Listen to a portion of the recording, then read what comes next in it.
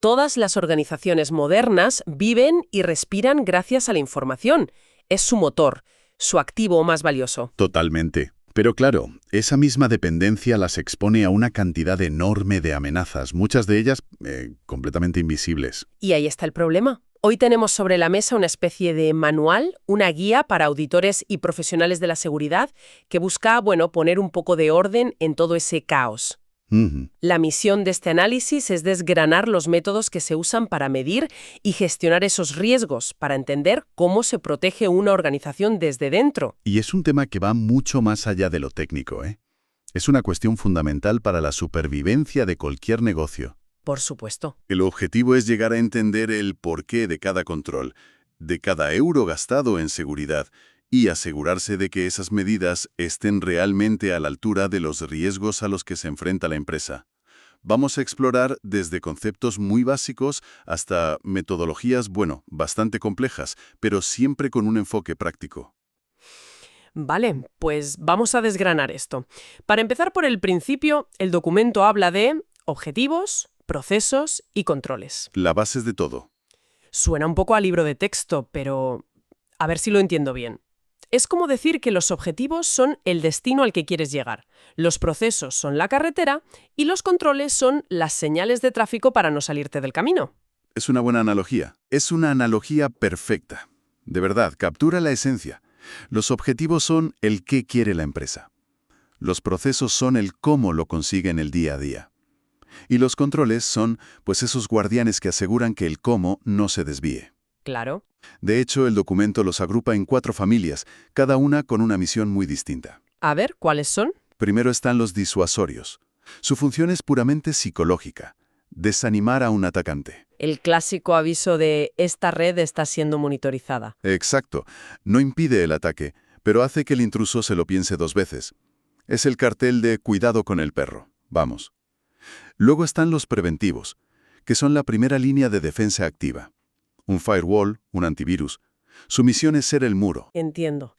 Esos son los que todo el mundo conoce. Pero me da la sensación de que muchas empresas se centran casi solo en esos, en los preventivos, y se olvidan de lo que pasa si el muro cae. Y es un error muy, muy común. Por eso existen los otros 2 tipos. Los controles correctivos entran en juego cuando el daño ya está hecho. Su objetivo es limitar las pérdidas. ¿Cómo tener un plan de restauración de copias de seguridad? El mejor ejemplo. Y finalmente están los detectives. Estos son los chivatos del sistema. Los sensores de movimiento. Justo. Un sistema de detección de intrusos. Su trabajo no es parar el ataque, sino descubrirlo lo antes posible para poder activar otros controles. Queda claro, no basta con un buen muro, necesitas alarmas y un plan de emergencia. Ahora, el documento entra en cómo se miden esos riesgos y divide el análisis en 2 enfoques, cualitativo y cuantitativo. Supongo que la diferencia está en si usas palabras o números. Exactamente. La diferencia clave es la subjetividad frente a la objetividad. El análisis cualitativo es con diferencia el más común. Se basa en la experiencia, en opiniones, en lo que el documento llama conjeturas educadas. O sea, en la intuición de un experto. Eso es. No se trabaja con cifras exactas, sino con escalas tipo alto, medio, bajo o del 0 al 5. Se elige porque es más rápido, más barato. Y no necesitas datos complejos. Correcto. Su gran desventaja, claro, es que el resultado depende mucho de quién haga el análisis. ¿Y el cuantitativo? Ahí es donde entran las matemáticas, de verdad, imagino. Exacto. El análisis cuantitativo intenta eliminar la subjetividad. Busca asignar un valor monetario, en euros, a cada riesgo. Ajá. El objetivo final es calcular una cifra muy concreta, el ALE, o expectativa de pérdida anual.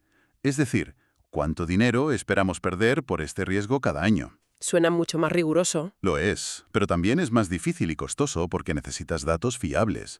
Y aquí es donde aparecen las siglas. ALE, SLE, ARO. Suena a sopa de letras. A ver si podemos construir esto paso a paso para que no nos perdamos. Por supuesto, vamos por partes. La fórmula final es ALE igual SLE por ARO. Pero para llegar ahí necesitas las piezas. Venga.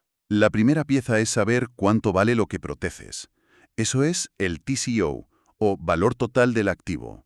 Si es un servidor, sumas lo que costó, las horas para configurarlo. Pero también los ingresos que genera, su lador completo. Eso es. De acuerdo, ya tenemos el valor del activo. Sabemos cuánto nos jugamos. El siguiente paso es una estimación. Se llama IF, o factor de exposición. El porcentaje de pérdida. Sí, el porcentaje de ese valor que perderías si la amenaza se cumple.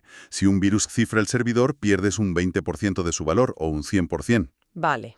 Con esos dos datos, TCO y EF, ya puedes calcular el SL, la expectativa de pérdida singular. La fórmula es sencilla. SL igual a TCO por EF. Un momento. O sea que el SL es básicamente el precio de un único desastre. Si nuestro servidor principal se cae, calculamos que perdemos, digamos, 50.000 euros. Ese es nuestro SLE. Has dado en el clavo. Ya tenemos la etiqueta con el precio del desastre. Y ahora falta saber cuántas veces al año puede ocurrir, ¿no? Exactamente. Has llegado al corazón de la segunda mitad de la fórmula. Eso es el ARO, la tasa anual de ocurrencia. Uf, y eso tiene que ser difícil de calcular. Es dificilísimo. ¿Cuántas veces esperas que ese desastre ocurra en un año? ¿Una vez? ¿10? Quizá una vez cada 5 años, lo que sería un aro de 0,2. Es como intentar predecir cuántas veces se te va a caer el móvil este año. Tal cual. Puedes basarte en el pasado, pero sigue siendo una conjetura. Entiendo. Así que, al final, el ALE, el coste anual, es el precio del desastre, el SLE, multiplicado por las veces que crees que va a pasar, el aro. Ahí lo tienes. Y me queda claro que, aunque el método parece muy científico, depende de dos conjeturas clave. Si te equivocas al estimar el factor de exposición o la tasa de ocurrencia, todo el cálculo se viene abajo. Ese es su talón de Aquiles. La precisión del resultado depende totalmente de la calidad de esas estimaciones.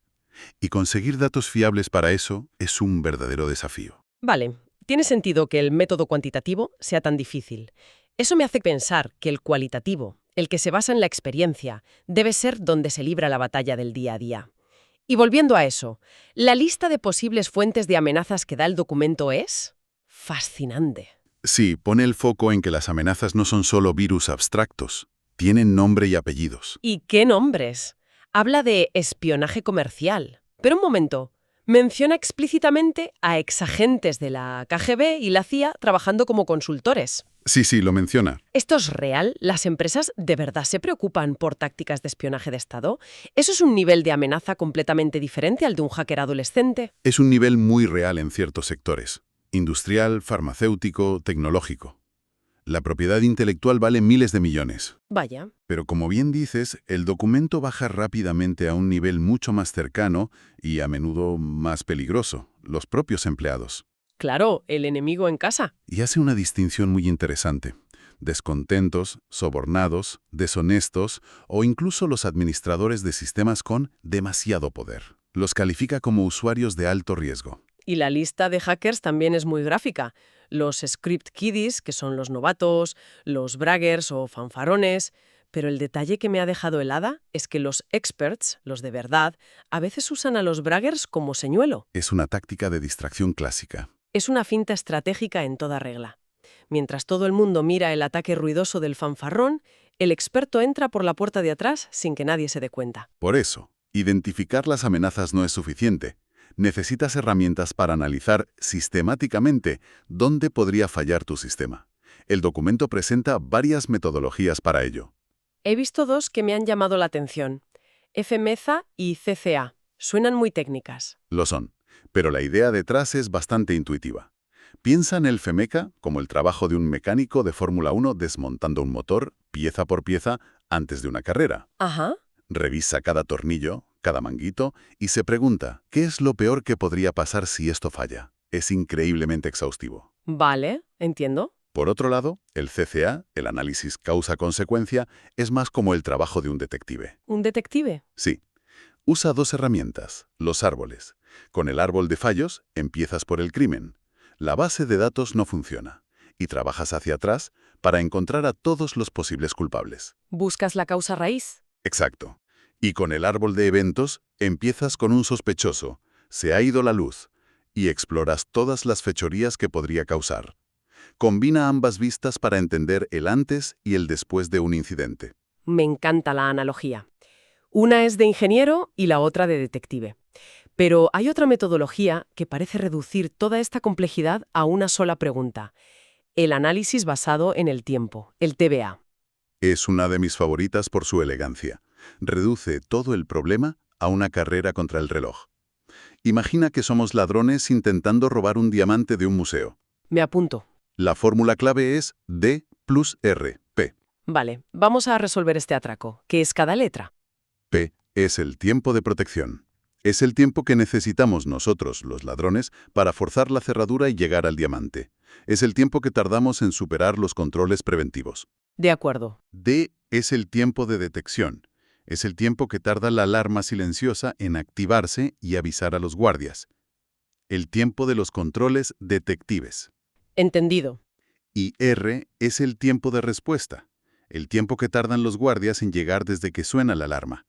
El tiempo de los controles reactivos. O sea que la fórmula D plus R, P, significa que para que la seguridad funcione, los guardias tienen que llegar antes de que nosotros salgamos con el diamante. Exacto. Si D más R es menor que P, el sistema es seguro. Si es mayor, hemos perdido. Es brillante por lo simple que es. Reduce la eficacia de un sistema de seguridad a una pregunta muy simple: ¿somos más rápidos que ellos? Tal cual. Todas estas herramientas de análisis son muy potentes, pero el documento insiste en que esto no es algo que se haga una sola vez. Habla del ciclo Plan, Do, Check, Act. Que es, en esencia, aplicar el método científico a la seguridad. No es un proyecto con un principio y un fin, es un ciclo sin fin. Planificar, hacer, verificar y actuar. Eso es. Planificar. Identificas el problema. Hacer. Implementas los controles. Verificar. Aquí entra la auditoría. Mides si lo que has hecho funciona. Y actuar. Usas lo que has aprendido para mejorar. Y vuelta a empezar. Y junto a este ciclo introduce otro concepto que me parece fundamental: la defensa en profundidad. Ah, sí. La idea de no jugárselo todo a una única carta, sino crear capas de seguridad. Es que pensar en la seguridad como un único muro impenetrable es un error. Ese muro no existe. La defensa en profundidad es más como un castillo medieval. Me gusta esa imagen. No solo tienes la muralla exterior. Si el enemigo la supera, se encuentra con un foso. Si cruza el foso, hay otra muralla. Luego la torre. Cada capa está diseñada para frenar al atacante, asumiendo que la capa anterior podría fallar. La debilidad de una se compensa con la fortaleza de la siguiente. Justo. Para unirlo todo, el documento presenta una metodología completa en 4 fases. Es como el plan de construcción de ese castillo del que hablas. Exacto. Es la hoja de ruta completa. La fase 1 es la de preparación e identificación. Aquí te preguntas, ¿qué negocio tenemos? ¿Qué información es crítica? ¿Y quién quiere robárnosla? Es hacer el mapa del tesoro y saber quiénes son los piratas. No se podría decir mejor. Una vez tienes el mapa, ¿qué sigue? La fase 2, el análisis de la arquitectura de seguridad. Aquí haces 2 dibujos. Primero, dibujas la fortaleza ideal, la que debería ser. Después, dibujas la fortaleza que tienes ahora mismo, la real. Entiendo. Fase 1 es ¿qué protegemos? Fase 2 es ¿cómo deberíamos protegerlo? Frente a ¿cómo lo estamos protegiendo ahora? Supongo que la siguiente fase es evidente: comparar los 2 dibujos. Justo eso. Es la fase 3, la evaluación de riesgos. Se conoce como análisis de brechas o gap analysis. Pones un dibujo encima del otro y ves dónde están los agujeros. Falta un foso aquí. La muralla de allá es demasiado baja. Exacto. Esos huecos son tu riesgo residual, el riesgo que sigue existiendo con tus defensas actuales. ¿Y con esa lista de agujeros en la mano, llegamos al final? Sí, la fase 4, la de recomendaciones. Con la lista de deficiencias, propones un plan de gestión de riesgos. Básicamente, un plan de obras. Necesitamos construir este foso con prioridad alta, reforzar esta muralla. Y con un calendario, imagino. Por supuesto. Y un punto crucial que el documento recalca. La decisión final sobre qué agujeros tapar y cuáles dejar no es una decisión técnica. Es de la dirección. Siempre. Es una decisión de la dirección de la empresa.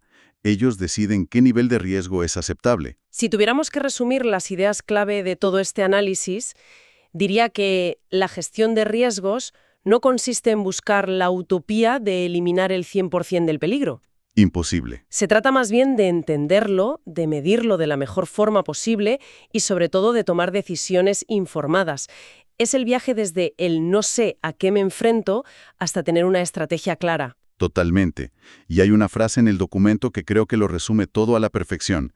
La gestión de riesgos es una cuestión de gestión, no de tecnología. Me parece muy potente esa idea. Es que el objetivo no es buscar una seguridad perfecta, que además de imposible, es carísima. Se trata de alcanzar una seguridad suficientemente buena y, sobre todo, rentable. La inversión debe ser proporcional al riesgo. Y mientras repasaba todo el material, me ha surgido una última reflexión.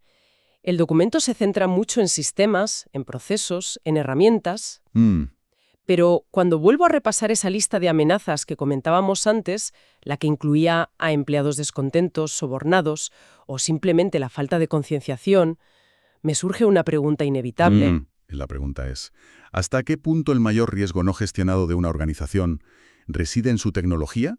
¿Y hasta qué punto reside en su cultura y en las personas que la forman? Un factor mucho más difícil de cuantificar con una fórmula.